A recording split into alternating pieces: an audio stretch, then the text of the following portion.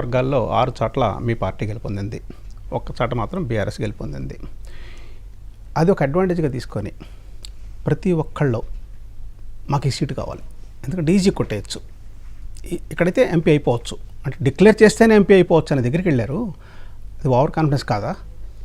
100% over confidence అండి. నేను ఒకటే చెప్తున్నా, మనకు 2100 బూత్ ఉంది, 962 గ్రామ పంచాయతీలు ఉన్నాయి, 16 మున్సిపాలిటీలు ఉన్నాయి.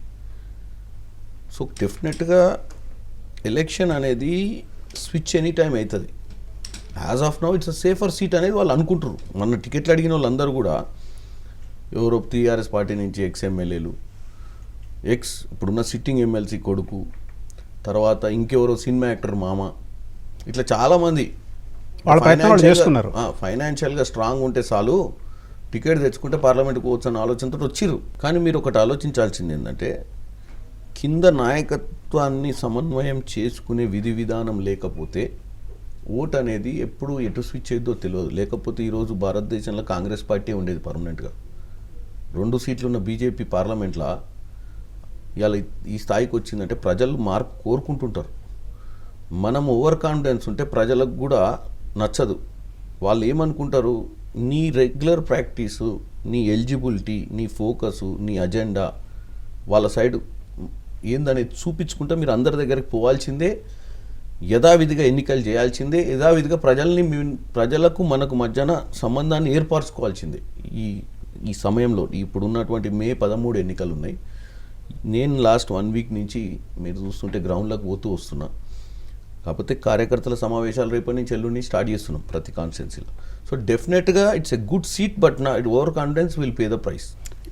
మీ ప్రత్యర్థిని ఇదే ప్రశ్న అడిగినప్పుడు 5.84% వచ్చింది ఎన్నికల్లో మీకు, మొన్న అసెంబ్లీ ఎన్నికల్లో. దాన్ని మీరు ఎలా స్వింగ్ చేసి మీ గెలుపుగా మార్చుకుంటారని అడిగినప్పుడు, ఇప్పుడు మీరు హస్తం అని చెప్పినట్టు ఆయన మోడీ గారని చెప్పారు. మోడీ హవా దేశం మొత్తం సాగుతుంది.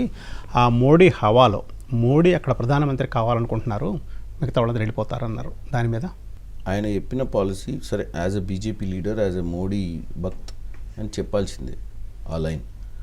నేనేమంటున్నా అంటే, మీకు క్లియర్గా చెప్పిన, నల్గొండ, ఖమ్మం ఇవన్నీ కమ్యూనిస్ట్ ప్రభావిత జిల్లాలు.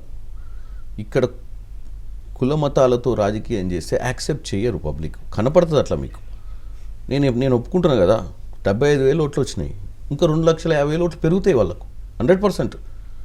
ఎందుకంటే ఈయన క్యాస్ట్ పోలరైజేషన్ చేసుకుంటాడు వాళ్ళని తప్పుదో పట్టించి. దాంట్లోకి వెళ్ళి బీఆర్ఎస్లో గతంలో ఈయనకు ఓట్లు వేసిన వాళ్ళు చాలామంది ఈయనకు ఆ కాస్ట్కు సంబంధించిన వాళ్ళు, ఇంకేమన్నా ఈయన క్లోజ్ ఉన్న వాళ్ళు వేస్తుండొచ్చు. వాళ్ళు అందరూ వేయరు. ఇప్పుడు మా దగ్గర కూడా గౌడ సామాజిక వర్గమైనా, యాదవ సామాజిక వర్గమైనా గత 30 ఏళ్ళ నుంచి పనిచేస్తున్నటువంటి కార్యకర్తలు ఈరోజు కేవలం కులం కోసం వాళ్ళు ఇన్ని రోజులు పడ్డ పార్టీకి, ఈ చెయ్యి గుర్తు మీద ఇన్ని రోజులు వాళ్ళు పార్టీలో ఉండి 3 నెలల లోకల్ బాడీ ఎన్నికలు ఉండి వాళ్ళు ఎందుకు క్రాస్ ఓటింగ్ చేస్తారండి? నాకు ఏ పద్ధతిలో చేస్తారు? వాళ్ళ భవిష్యత్తుని తాకట్టు పెడతారా? ఈయన ఏమైనా గాంధీ మహాత్ముడా? గత 5 ఏళ్ళల్లో ఏం చేసిండో వాళ్ళకి తెలియదా? చామల కిరణ్ కుమార్ రెడ్డి ఈరోజు వరకు ప్రత్యక్ష ఎన్నికలలో నిలవలే. ఏం చేస్తాడు చామల కిరణ్ కుమార్? అంటే పరీక్ష నాకు వాళ్ళు నాకు రేపు నాకు మ్యాండేట్ ఇచ్చిన, it's an opportunity first time given to me to prove myself. But Burra Narasaiah గౌడ్కి already 5 years there is a baggage. 5 ఏళ్ళ బుర్ర నరసయ్య గారు ఎంత మంచి పాలన అందించిండు, ఎంతమంది గౌడ్లను దగ్గర తీసుకుండు, ఎంతమంది బీసీ సామాజిక వర్గానికి సేవ చేసిండు 2014 నుంచి 19 దాకా. మరి ఆ సమయంలో వీళ్ళకి నిజంగానే ఏమైనా మార్పు కనపడదా వాళ్ళ జీవితాలలో? ఒక పార్లమెంట్ మెంబరు చేత అప్పుడు ప్రభుత్వంలో ఉన్నటువంటి పార్టీగా ఈరోజు ఏం చేయలేడు గెలిచిన. ఈరోజు డబుల్ ఇంజన్ సర్కార్ లేదిడా. నరేందర్ మోడీ పైసలు పంపిస్తే బుర్ర నరసయ్య గౌడ్ అకౌంట్లోకి పంపించాడు. నరేందర్ గౌడ్ ఏ రాష్ట్రానికి ఇవ్వాల్సిన పైసలైనా స్టేట్ గవర్నమెంట్కి పంపిస్తాడు, స్టేట్ గవర్నమెంట్ డిస్బర్స్మెంట్ చేస్తుంది. స్టేట్ గవర్నమెంట్ ఓన్ బడ్జెట్ని కూడా డిస్బర్స్మెంట్ చేస్తుంది ఎమ్మెల్యేల ద్వారా. సో బుర్ర నరసయ్య గౌడ్ అనే వ్యక్తి 5 ఏళ్ళల్లో నిజంగానే బ్రహ్మాండమైన పాలన అందించుంటే డెఫినెట్గా ప్రజలు ఆయన ఆదరిస్తారు. నేను దాంట్లో మనం ఎవరం కాంట్రాడిక్ట్ చేయాల్సిన అవసరం లేదు. ఎందుకంటే ఈ was already tested, examined, now they will take a call. Kiran Kumar Reddy అనే వ్యక్తి first time I have not got tested, they have to give me an opportunity to get tested. అంటే వాళ్ళు ఒక అవకాశం ఇస్తే నన్ను పరీక్ష చేయొచ్చు, ఒక ఛాన్స్ ఇమ్మనేదంతా వస్తున్నారు. ఇప్పుడు ఎవరికైనా ఛాన్స్ వేయాలి కదండి. ఏ ఫీల్డ్ అయినా, క్రికెట్ ఆడేటోడికైనా గ్రౌండ్లకు పంపించి బ్యాట్ పట్టుకుంటేనే కదా వాడు 4 కొడతాడా 6 కొడతాడు తెలిసేది. సినిమా యాక్టర్కైనా స్క్రీన్ ముందుకు పంపించి వాడిని సెలెక్ట్ చేసినాక హీరో వచ్చినాక సినిమా రిలీజ్ అయినాక సక్సెస్ అవుతారు, లేకపోతే రెండో సినిమా ఉండదు, రెండో ఛాన్స్ ఉండదు ఎవరికైనా. క్రికెట్లో కూడా ఒకసారి కంటిన్యూ డక్అవుట్లు అయితే తీసేస్తారు మ్యాచ్లకి.